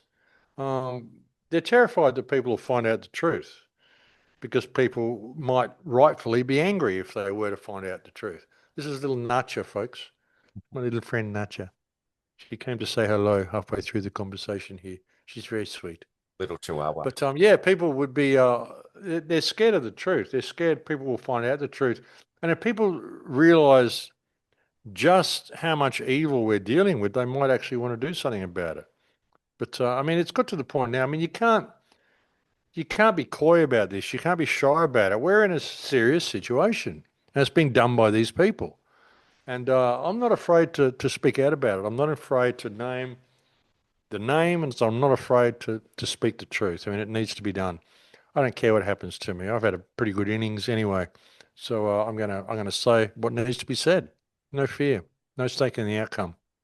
Well, that's how it should be. That's how we started this conversation. We need to be holding the people who are destroying everything to account instead of being afraid to speak up. And if there were enough of us speaking up, if there are enough of us not paying our taxes and our council rates and all these ridiculous fees, that stamp duties, they wouldn't Hmm. they wouldn't be able to chase it up because there'd be that many of us not paying. But because it's usually one or two people left alone trying to defend themselves, they just bully them into submitting to paying. Well, like what happened with Desi and stuff, Desi Freeman. Um, yeah, I mean, I'd like to know what happened with all that. I mean, see, I haven't a lot of the stuff again with Desi. He was what is he suing Dan Andrews or something like? See, I don't want to go and fight the system. To me, the system's a fiction. I don't care about the system. I don't like what it does to people, but that's their problem. I've been out here for 20, 30 years telling people that it's a fiction. And I've managed to live my life completely outside of the system, well, to a point. I've got a passport because I want freedom of movement. I put registration plates on my car and I have a driver's license because I don't want to get stopped by brain dead idiots every time I go out. So I've got kind of one foot in the system and one foot out. But that's it. I've never filled out a tax form. I've never voted. I've never, if I've got any fines in the mail, I just put return to sender and send them back. Not at this address because the fines they send me, if they do send me fines, I've never paid any parking fines, and sometimes I get them in the mail. Oh, I did, and but my name would be in all capitals. That's not my name. My name isn't spelled in all capitals, so I don't even open it. I just look at it and I just go, not at this address. Return to sender, and I send them back. And I don't know if there's any warrants out of me. I don't know. They were all in New South Wales. I lived in Queensland. I don't know. I noticed when I went back there last year, I broke the speed limit a couple of times. They didn't send me a fine. They simply, well, they did. They sent a fine to my email, or they sent a fine. They didn't give me a ticket. They sent a fine to my sister's place, and she actually opened them, so I had to pay them, which was a drag. But now I believe that if you don't pay your fines, they simply cancel the registration on your car, and then the car gets pulled over. Once your car's electric, they'll just turn it off. If you haven't paid your fine, they'll cancel the registration on your car, and then it won't start until you pay your fine. I'll probably do that on the side of the road when the camera sees you, so that you get to leave your car on the side of the road, just so it inconveniences you a little bit more. I'll probably do something like that. But I mean, I've just never participated in the system, and that's what I would like to see people do. I mean, and that's where I think Desi went wrong was because, and like I don't know the guy, I never spoken to the guy, I never really heard of the guy until that whole incident happened. But I don't want to attack the system. I don't need to prove any points with the system. I just live my life. I've got enough. that I can navigate my way through it with a minimum of hassle. Like I've got a driver's license and I've got registration, I've got a passport. So I can travel out of the country and I can travel on the roads without getting harassed for doing it. I've paid cash for every single transaction I've ever made in the real world. I've never owned a credit card. I don't leave home with a cell phone. So, I mean, I've got one because I need one for airline tickets and for banking confirmations and things, but it stays home. I never travel with it, never leaves the house. So I just, I managed to get through 68 years of life and I've never had any problem with anything. I haven't complied with anything. I've never voted. I've never paid taxes. I've never filled a tax form. I've just, to me, the system is a fiction that I just don't deal with. The only time I've ever had to deal with it is when I've wanted to. Like I had a traffic fine and a couple of things in Australia. And a couple of times I went to court just so I could prove a point to the traffic officer to show them that he didn't have any jurisdiction over me. He had no right to give me a fine. Stuff like that I used to do just for fun back in the old days when I lived in Byron. But mostly, I just don't have anything to do with it. To me, it's a fiction. And if it ever comes for me, well, I deal with people, not the system. The system is a fiction. Mm. So that's the thing too. I mean, if you're learning a lot of this stuff and you want to go and fight the system, well, if you know the system's a fiction, why are you fighting it? You're fighting a cloud. You're fighting something that doesn't exist. Isn't that a contradiction of terms? So couldn't you be judged on your sanity if you were doing that sort of thing? It's like the whole sovereign citizen thing. And that's why they always set it as sovereign citizen because it's an oxymoron. There's no such thing. If you're claiming you're a sovereign citizen, you're a fucking idiot. You're obviously not in possession of all your mental faculties. And that's why I said before, I mean, I'm sovereign. I know I'm sovereign. I just go in there as a sovereign and I speak to another guy. I don't even mention the word sovereign. I don't need to tell him I'm sovereign. I just go in and say, I'm here to discuss this matter with you because obviously there's been a mistake, blah, blah, blah, blah, blah. I don't have to say the word sovereign or prove that I'm sovereign or anything. If he's claiming he's got jurisdiction over me, he needs to show me proof of claim. But I don't even mention that. I just go in there like, um, they'll call my name and I'll say, yeah, I'm here regarding that matter. And they say the judge's name is, Peter Harvey. You've got to call him Your Honor. And I'll just go, no, I'll call him Peter. I'll say, hey, Peter, I'm here regarding that matter. Blah, blah, blah.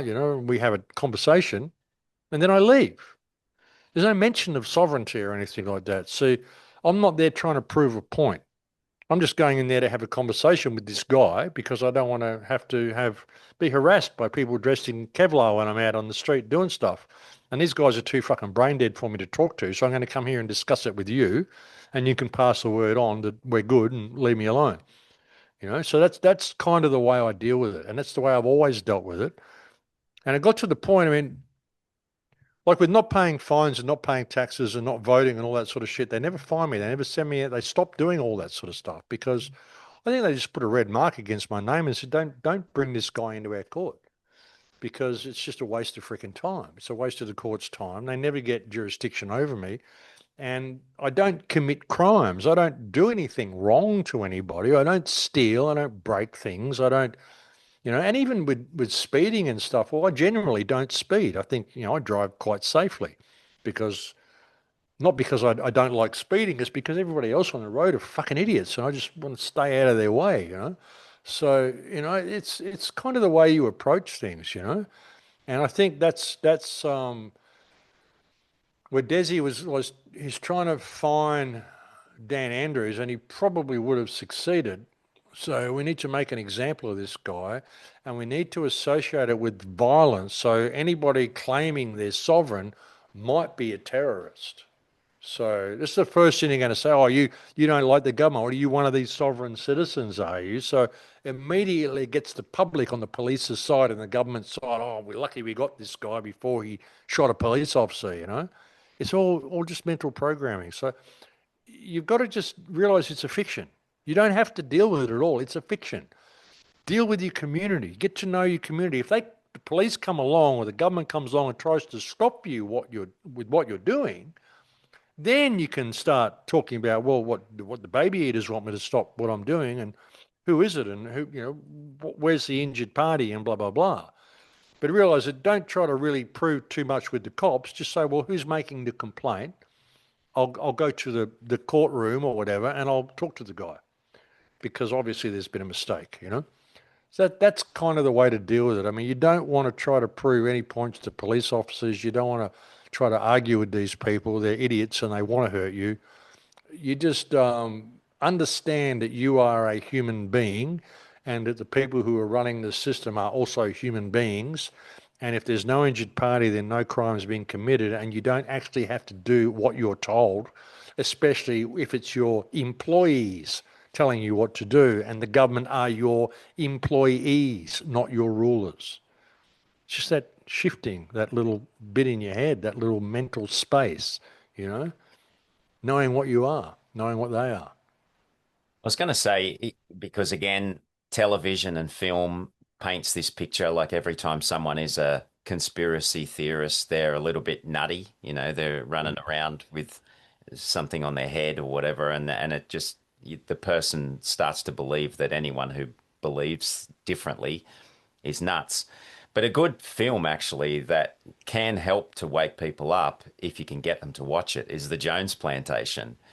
And it shows how Oh, that yeah. exists in our head because they Mm, create the situation where we believe we're being helped by these people and we have the right to choose, but they're really just choosing our options, and then mm, they're creating the laws and saying that they're doing these things for our benefit. But it's all just, as you said, mm. it's word, it's word trickery. Everything is they're just using. All word magic. It's all word magic. You know, integrity has no need of rules. And I do not harm people. I don't steal. I don't lie. I don't do the wrong thing. So I don't need any of your rules to control me. And if you're trying to control me, well, then I'm the injured party here. So, yes, a crime has been committed, but it's you committing the crime. And that's the way I kind of approach it if I ever have to, you know. And I've found that if you do it that way, you walk away from every one of these encounters with these people. They can't get control over you if you don't acknowledge that their system is real and you don't acknowledge that you've committed a crime when you haven't. Like they're actually committing the crime by putting you in a state of hardship and stress. So it's just having that approach. Yeah, I mean, the Jones Plantation, it's a good way, it's a good film. I wish he had money to produce it in Hollywood quality so people would actually, more people would watch it, you know? It shows you what's going on. See, this is why everyone says who's controlling the world and who's to blame for all this. And I've said so many times, we are. Look in the mirror. We tolerate wrong behavior. We step outside our moral compass to comply with legislation that we know is wrong. We do it because we think it's the right thing to do. It's not the right thing to do. You know, nobody should suffer from your actions. If people are suffering because of the actions of government, then who's committing the crime? You know, and that isn't the role of government. Government is not there to rule you. Government is there to manage infrastructure. We're supposed to be free, independent human beings.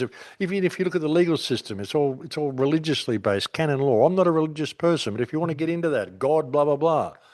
Okay, it says in the Bible, God created man and gave man dominion over the earth. That's on page 2. Man, that's me, that's you. Man created society, society created government, government created police, police created the legal system.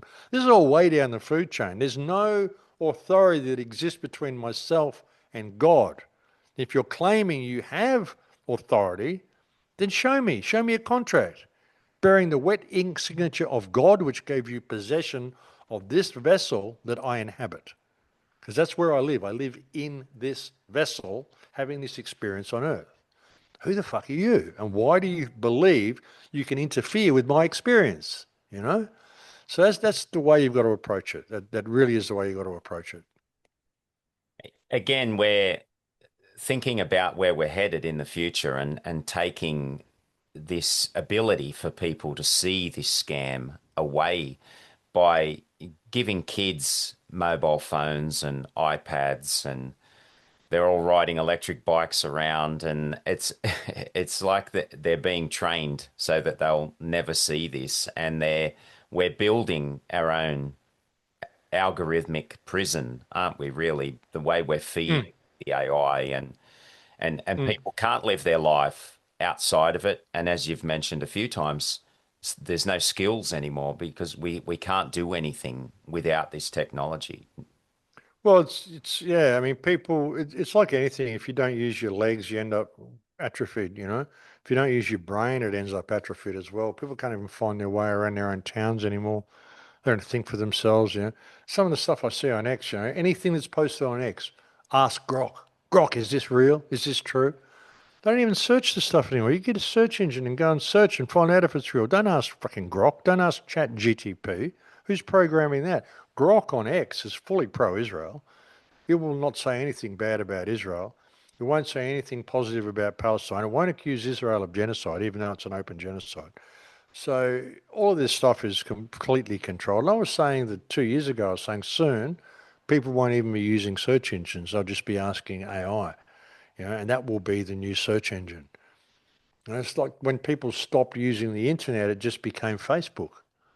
Everything that anyone wanted to know, it's either Facebook or X. Anything you want to know, they go to Facebook or they go to X, and there'll be a thread there about it. They don't actually go and look anymore.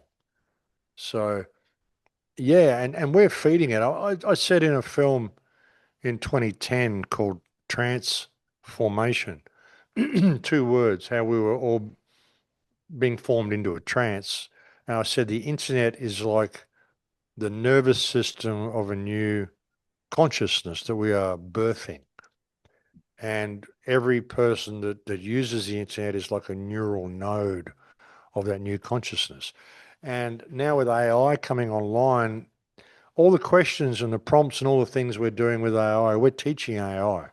We're like neural nodes of that new brain. And I don't participate in it, AI at all. I've made a couple of images that I've used as thumbnails in Grok or whatever, but that's it. I've never asked a question to AI or given it any input at all, which is interesting because someone asked AI about me a few months ago and it wrote a glowing review of who I am and all my philosophies and all sorts of stuff. It knew a lot about me. And it was a very complimentary review, but it kind of freaked me out because I've never participated in AI. And it got all that information, I guess, just from doing a search on me or watching a few videos or I don't know. But it knows a lot about me. And I'm someone who's never participated in it. So I don't really want to participate in it.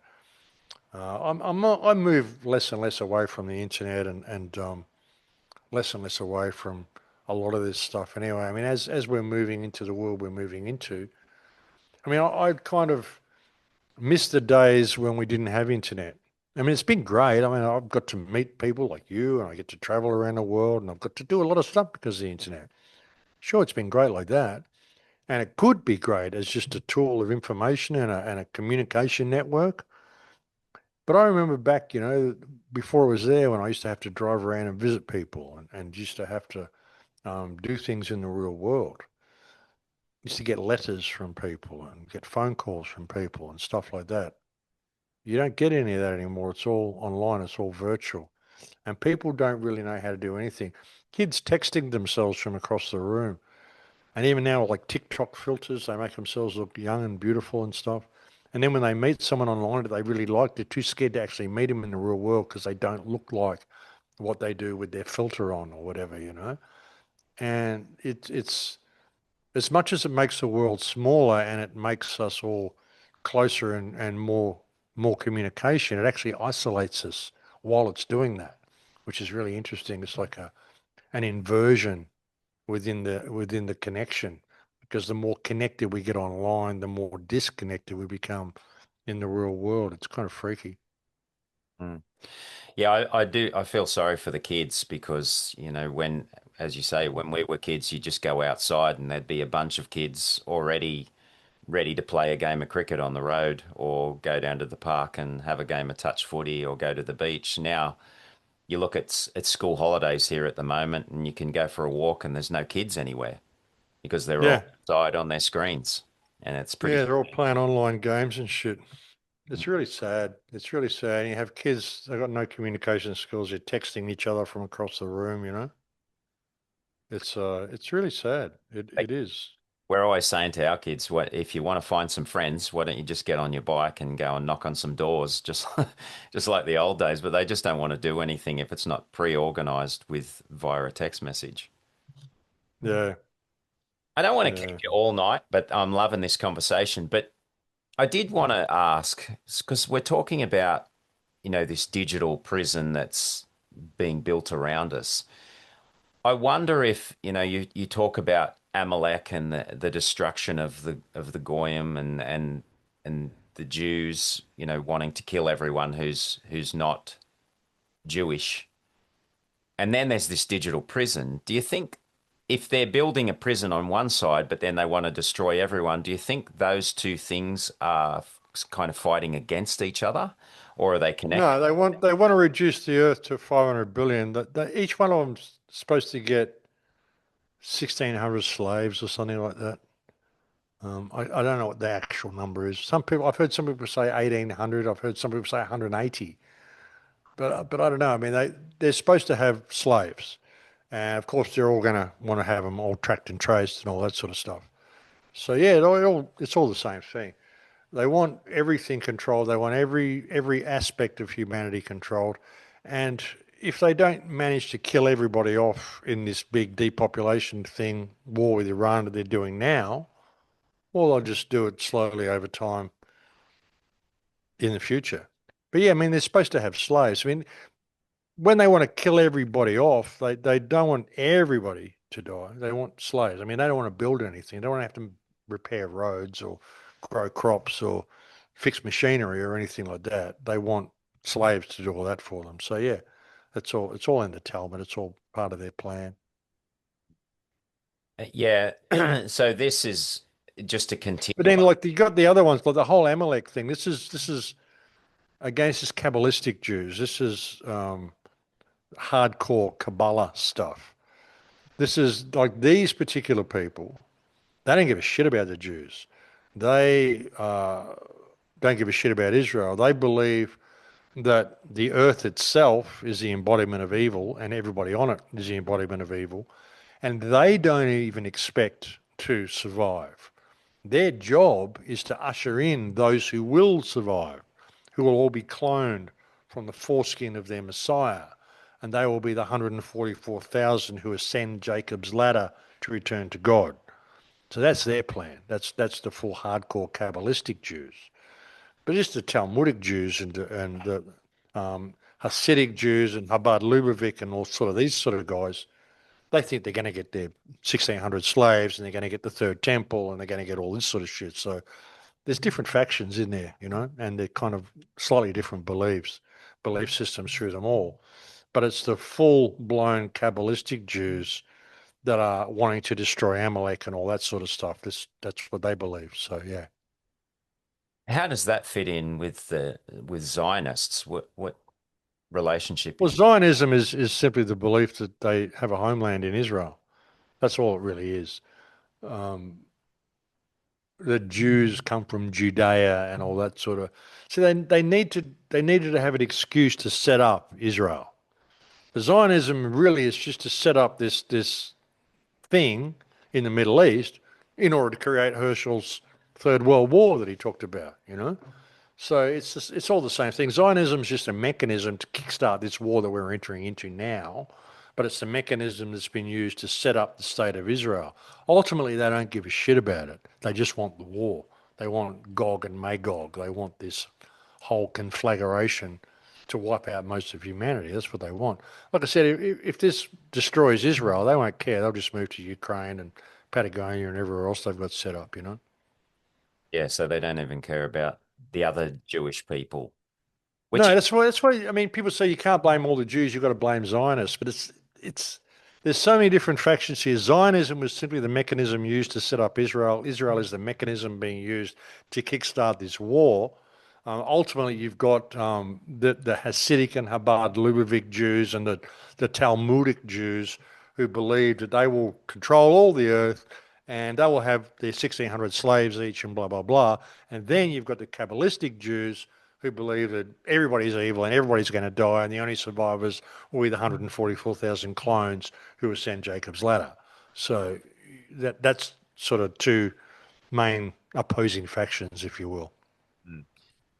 And the Semites are actually the Palestinians, aren't they? Well, a Semite is simply someone who speaks one of the ancient languages, which are Hebrew, Aramaic, Arabic.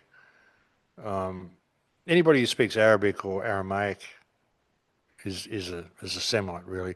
I mean, we look at them as saying Semites are kind of Middle Eastern people, dark skin, black hair, brown eyes.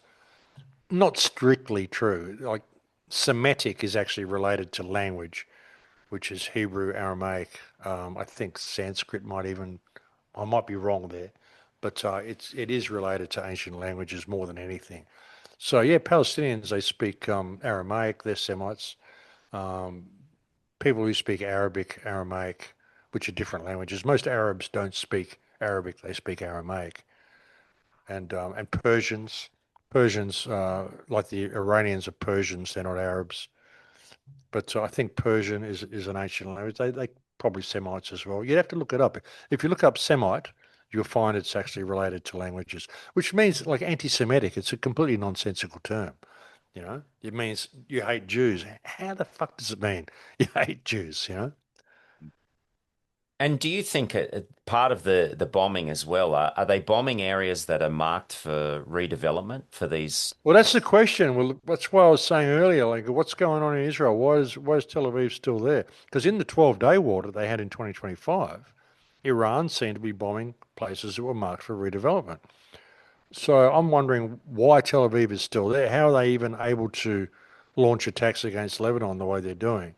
I wonder if a lot of what we're seeing isn't theatre, and they're not all working together, and this just isn't this big plan to hand power over to China.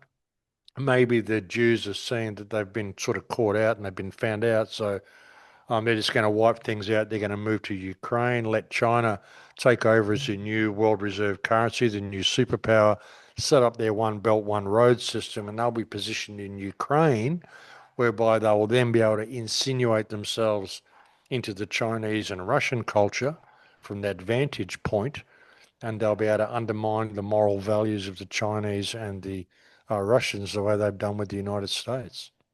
Hmm. Yeah, because if well, the US is in whatever they are, 39 trillion in debt, Oh, and yes, that, absurd. that currency, do you think that currency will end? Yeah, And yeah, the United States dollar cannot survive. The United States is only surviving because of the petrodollar, which it's just lost with the loss of the Straits of Hormuz, which is why Trump's trying to move all the traffic over to Texas. They don't have anywhere near the amount of oil to supply world oil demand. So, yeah, Trump, like, there's been 17 bases destroyed now in the Middle East. They don't really have any bases left in the Persian Gulf. They've lost the petrodollar, so the United States will not survive this war. And it's been done deliberately. I mean, Israel has wanted to destroy the United States for a long time. And this is the way they've done it by dragging him into this war with Iran, which cannot be won and has resulted in a loss of every single US base and a loss of the petrodollar. When it loses the petrodollar, how does it pay that $39 trillion in debt? It doesn't. It becomes a third world country. And that's the part that the United States is going to take. Donald Trump doesn't care. He's made billions out of this. Like every time he says the straits are going to open, the straits are going to close, there's all this insider trading that goes on, the petrol dollar goes on. He's made billions and billions of dollars on insider trading just over the last month since it started 2 days. The amount of inside trading has been incredible. There's one transaction, like 10 minutes, made something like $154 million in 10 minutes in trading by a mysterious party. We don't know who it was. It was someone related to Trump. I mean, Trump makes these announcements. Like just before the announcement's made, there's some huge transaction. Then the announcement's made, the market shifts, and then they cash in on it. This has been happening like almost daily through this. So he doesn't care. He's about himself. He just wants to be remembered as the guy who did it all. No one's better than him. No one can do it like me. And he doesn't care about America. He doesn't care about anything. He cares about what the history books write about him as this great businessman, you know. Do you think that he's because there's something I wanted to ask. Obviously, our governments aren't independent, and it's a big club, and Oh, he's bought and paid for Trump. He's totally owned by the Adelstons and like $400 billion or $400 million the Adelstons gave him. He'd been bailed out by the Rothschilds. All of his businesses have failed. He was bailed. He was set up for this years ago. He's totally bought and paid for. I gave his wife to Jared Kushner or his daughter to Jared Kushner. He's a smarmy little turd. There's no way someone as gorgeous as Ivanka Trump would want to be with this smarmy little turd like Jared Kushner. Something's going on there. So, as much as I don't like Trump, Ivanka's a nice looking woman, So um, this is all designed. I don't trust him at all. He's totally bought and paid for. politicians, it's a puppet show. And, America, you just said Trump's bought and paid for. Where do you think Australia fits into this? Because I always have the people will say to me, I'll say, but they're all the same. They're all puppets. And people that watch the ABC and they'll go, but oh yeah, Trump is. And I'll say, yeah, no, they all are. So where They do you all think are. Australia fits with America? Do they just do whatever America says? And they're like a Pretty left. much. I mean, the top of Australia is controlled by China. Like Darwin is basically a Chinese port. You got a Chinese port in Western Australia as well. They got an airbase in Western Australia. You got Pine Gap, which is a major data center for the whole world, especially the United States. It's the most secret base anywhere on Earth, Pine Gap. Um, but it's basically a mine. I mean, it's a resource center. They want to turn it into a nuclear waste dump as well. Someone said. I mean, it's basically a mine, and the Australian politicians are they're so corrupt. The Australian government is so corrupt. It's ridiculous how corrupt it is, and it's just bleeding the resources of the country into the pockets of the politicians and their overseas investors and corporate entities or whatever. Like I said earlier on, like each politician gets given a certain amount of water. They just sell it off overseas. Australia is a very water poor country, and yet they're selling it all overseas. Australia is just there to be strip mined, and that's what the politicians are doing. And I mean, it's a huge desert. There's not much of Australia left anyway. You got little bits along the east coast, little bits along the south area, and a little bit down the bottom of Western Australia. Most of Australia is desert, and I don't think they give a shit about Australia. I think the politicians don't give a shit about it. They don't give a shit about the people. They just want the resources out of the country. It's not a big player on the world stage. I mean, it could be. I think it once was in the previous world. Like you were mentioning Tartaria and the ancient civilization that existed around the earth earlier. I think Australia was a pretty big player in that civilization. But now it's just a big resource mine, I think.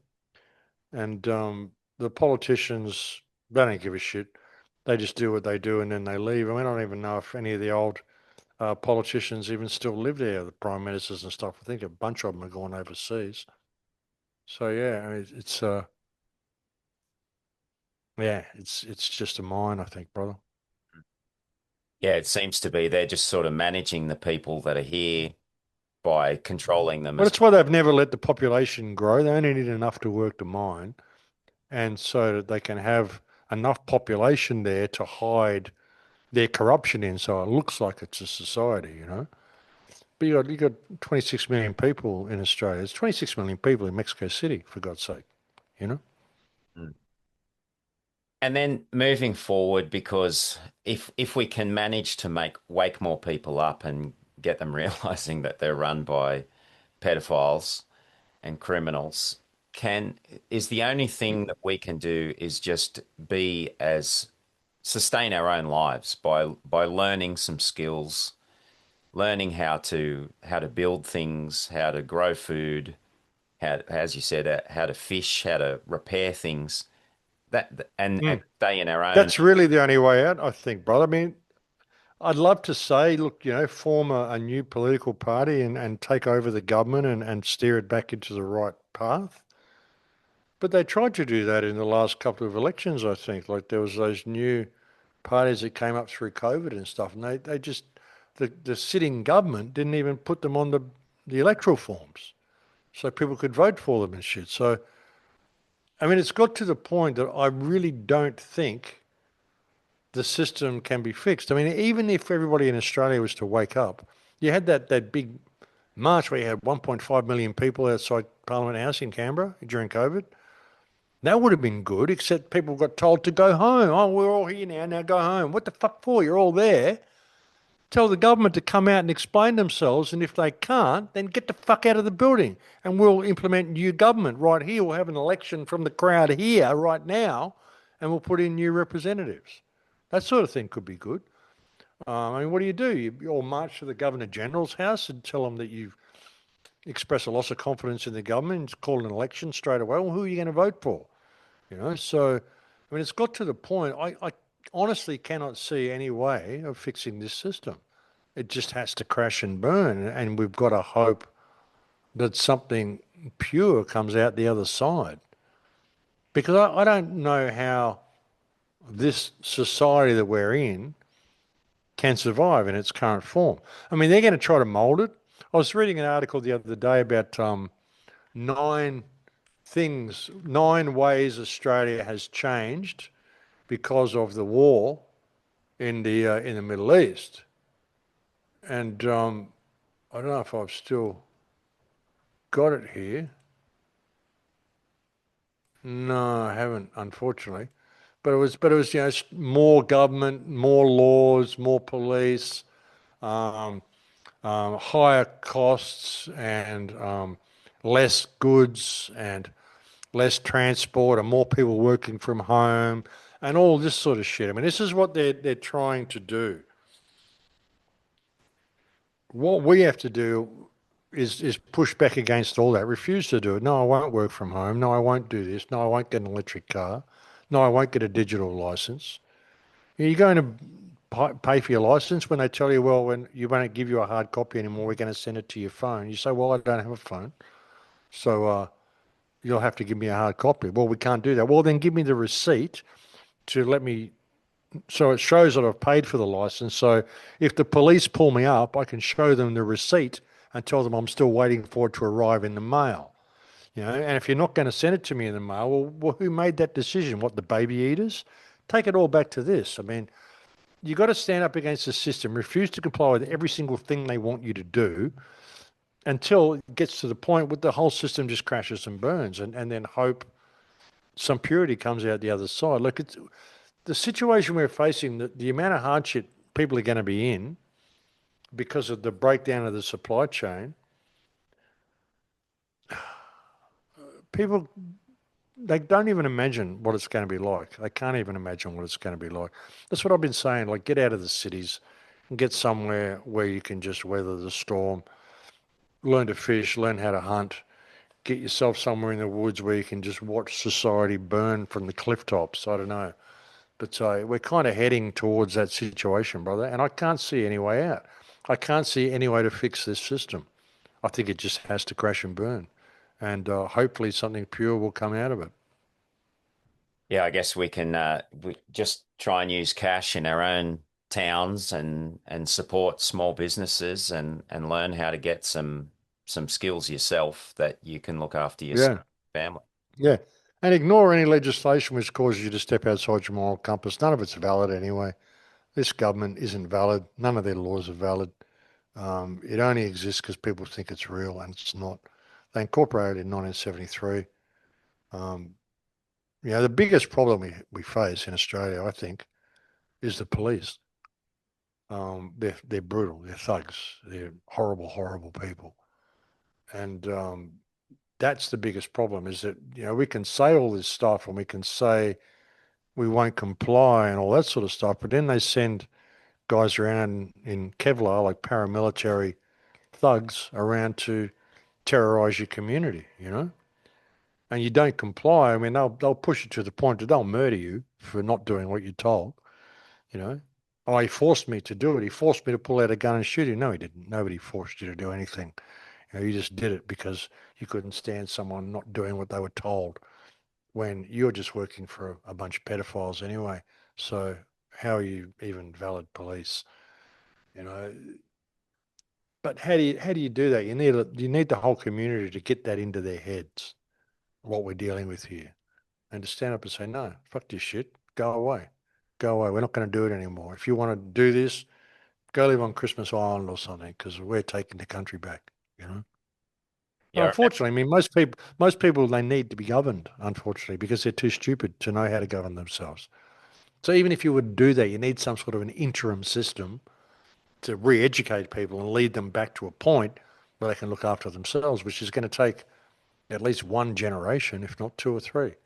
So, even when you look at it, if you were to replace the government now, it's still going to take two or three generations, and you're going to have to spend that time reducing the size of government and getting people back to a point where they're educated enough to look after themselves. But if that's going to take two or three generations, then who's going to infiltrate into that system in the meantime and lead it right back to where it is now? So how do you get it into people's heads that they just don't need government at all? Integrity has no need of rules. It's an interesting experiment that we're in, brother. It really is. It's going to be fascinating to watch how it all plays out. yeah. I think back to my grandparents' generation, and my, those men could do everything. They could lay Hmm. bricks, they could weld, they could fish, they could fix their car, they could build a house. And Hmm. now people pay somebody else to mow their lawn. Yeah, exactly. And you learn a trade, learn how to be a plumber or a builder or a carpenter or this or that. Don't learn how to do all of them. Don't become self-sufficient. And then you'll spend 5 years getting a trade that you could learn in 3 months. It's ridiculous. So if people want to watch your walk and talks and listen to some more of your podcasts and writings, what's the best place for them to go? I know the Crow House is the central place. Yeah, theCrowhouse.com is my website. I'm on YouTube. I got banned from YouTube. They let me back on after 5 years. I don't know how long that'll last. But the Crow House, if you just look for the Crow House or Max Egan, IGAN, then you'll find me. I'm banned just about most places. I'm banned on Facebook and LinkedIn and Spotify and iTunes and SoundCloud and Patreon and everywhere. But you find me on YouTube. You find me on BitChute. You find Max the Crow House on X. I'm banned from there for 30 days because I said something they didn't like. So yeah, I'm banned most places, but yeah, just look for the Crow House, and you'll find me. I am out there, but a little bit difficult to find. But yeah, it's been a good chat. We'll have to do it again. It's nice to hear from an Australian, and I hope you all stay safe over there. I am very concerned for my country, and I hope I don't get you in too much trouble for some of the stuff that I said. And hey, it was me saying it, not him. So give him a break. But Yeah, yeah, well, I suppose they'll need any excuse coming into the future if we don't start waking up en masse and fighting against this ridiculous situation we're in. yeah. Well, they're fucking criminals, mate. So they got no leg to stand on anyway. So just remember who you are, and they can't touch you anyway. The biggest problem, like I said, though, is the police, because the police, most Australian police, are terminally stupid and they're very violent people. And that's the biggest problem that we have. It's like this brick wall of stupidity standing between us and any accountability from the criminals masquerading as politicians in our fake government. And yeah. But yeah, stay safe, brother. And thanks for having me on. Yeah, it just reminds me of during the scamdemic, I went to this little local protest here where there was about maybe 50 or 60 of us. It was a sunny day, it was a Sunday, there was nobody around. And we were all just standing around outside the local council building, just chatting.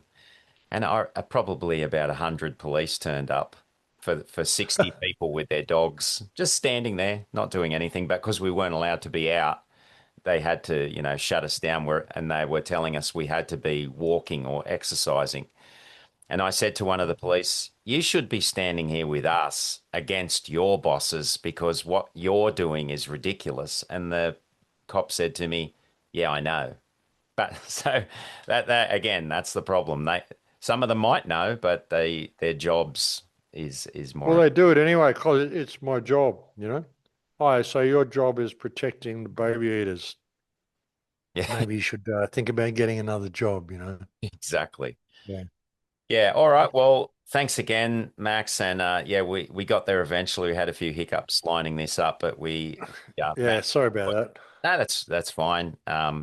There's always plenty to do, and I'm happy we got there and had this conversation. I totally agree with everything you're saying. So yeah, let's do Yeah, well, it. send me a link when you get it posted, and I'll share it for you and link back to you. Definitely. Thanks, All right, mate. brother. And we'll do it again. Stay safe. Thank you.